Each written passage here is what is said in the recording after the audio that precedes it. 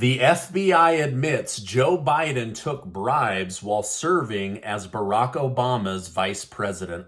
COVID is all but proven to have come from a lab funded by Dr. Anthony Fauci.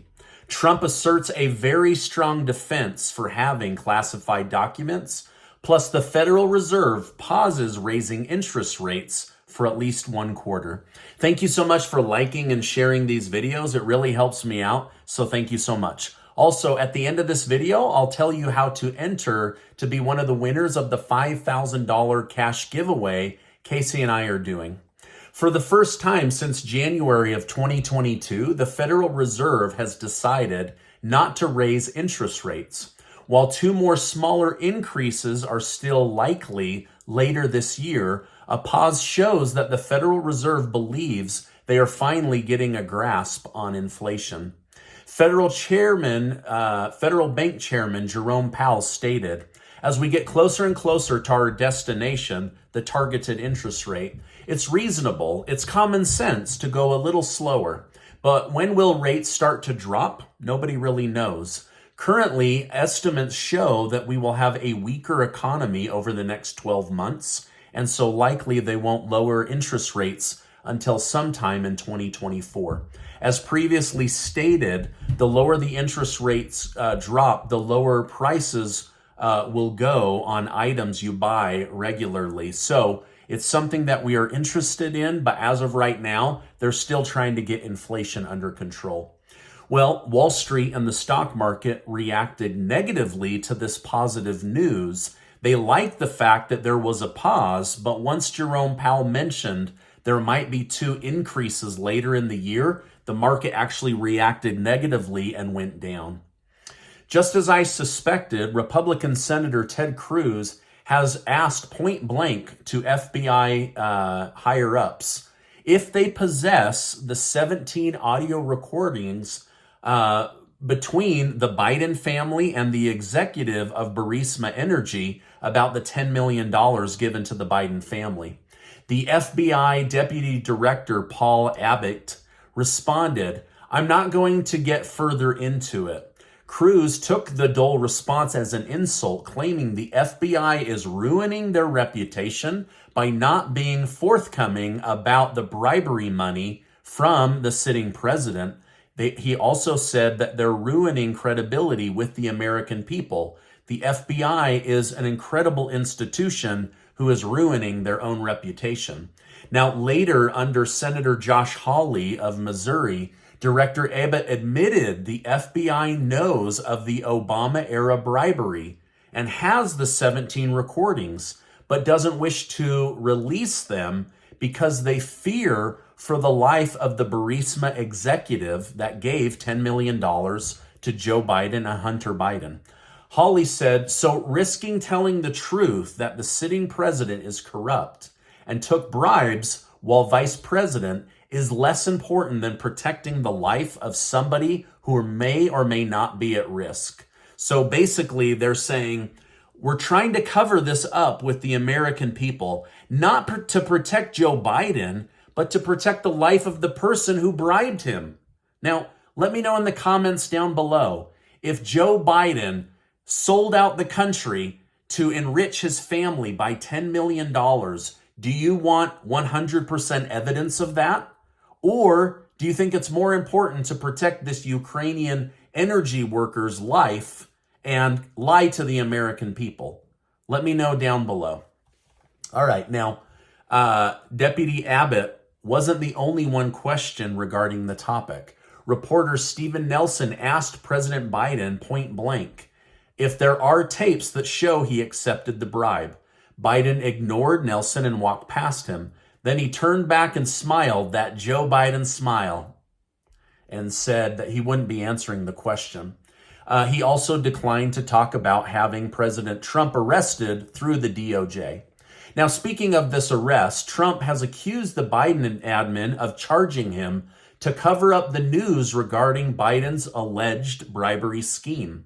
Trump stated, "It's also no coincidence these charges against me came down the very same day evidence revealed Joe Biden took a $5 million bribe from Ukraine."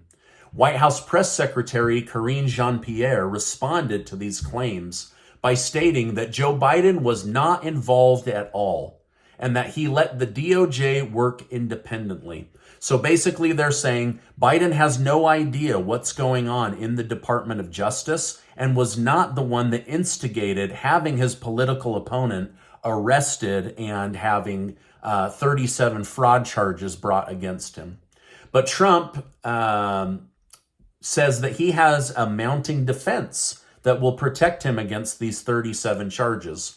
Trump seemed to think that the Clinton sock defense would protect him. So here's what that is. For those of you that don't know, former President Bill Clinton stashed 79 audio recordings in his sock drawer after he left the White House. Clinton argued that these were personal records that were not subject to the Presidential Records Act. The man who fought against Clinton in court, lawyer Michael Bakesha, stated a president can choose which documents to keep and explained that the Records Act only applies to documents left at the White House after a president's term is up. While many experts have different theories, Bakesha stated, "I know that this is true because I'm the lawyer that lost the Clinton sock drawer case." So basically, this guy is saying there's already legal precedence within the justice system that a president, if he says he has the right to take home documents, he does have the right to take those home. It's only documents left at the White House that then have to go through the scrutiny of the Presidential Records Act. Now, I recently reported that the longer the United States goes without optimal communication with China, the more likely it will go to war with China in the future. Thankfully, China has finally agreed to meet with Secretary of State Antony Blinken on June 21st. This meeting shows the willingness of both sides to avoid escalation or even war by communicating with each other face to face. President Vladimir Putin has announced that Russia will only allow members of the Wagner mercenary group to fight alongside the Russian Federation Army if they officially join the Federation Army. The leader of the mercenary group, Prigozhin, stated, "When we started participating in this war, no one said that we would be obliged to conclude agreements with the Ministry of Defense.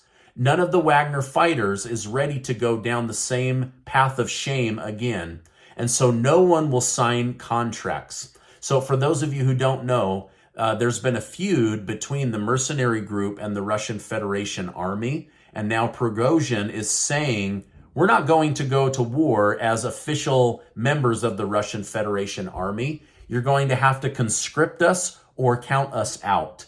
And so basically Putin is putting the Wagner group under the authority of the Russian Federation Army. And now he's kicking against the pricks saying, we won't be involved in this war anymore. Now, this is really interesting. New data out today suggests the Russian people like Prigozhin more than they like Putin. So this Prigozhin guy could find himself in trouble if he seeks to undermine Putin or run against him to become president of Russia. So really interesting that the Russian people are respecting Prigozhin more than Putin. Shark Tank celebrity Mark Cuban and Kevin O'Leary have gotten into an online squabble. Mark Cuban said he loves going woke and that it's good for business. Kevin O'Leary pointed to Budweiser and Target losing huge market share and reminded Cuban it's not corporations' jobs to educate people or parents on how to behave when they could have serious backlash that hurts companies. So the two see going woke very, very differently. The mayor of Miami, one of the wealthiest towns in America, has just joined the 2024 presidential race as a Republican contender. He's a Republican who refuses to bash Trump or DeSantis, but instead believes he can show the American people how to get along and how to successfully run a country.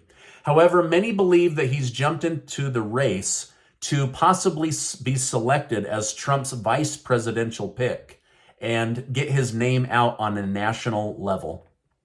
Finally, new evidence has come out that Dr. Fauci did in fact give close to $2 million through different networks to the Wuhan Institute of Virology in order to study making viruses more infectious. Now, this is totally illegal in the United States and completely legal within China. So what he needed to do was infiltrate that money down through different universities and organizations. Well, on top of that, we've learned that new data shows the very first people to get COVID in 2019 were 3 scientists at the Wuhan lab, not random Chinese people at the wet market buying bats to eat them in soup. So this all but proves that COVID was a man-made virus leaked from the Wuhan lab. Pretty interesting stuff, right? Now, Casey and I are giving away $5,000 in cash. I'll make sure to leave a link down below. 10 people are going to win from our YouTube community, and we're excited to give that money away. Now, before you go, I want to remind you that you are amazing. I really believe that, and I appreciate you stopping by today. Make sure to hit that subscribe button, and please go check out this super important video. There's a lot of places to get your news today, so I appreciate you stopping by, and I will see you on the next video.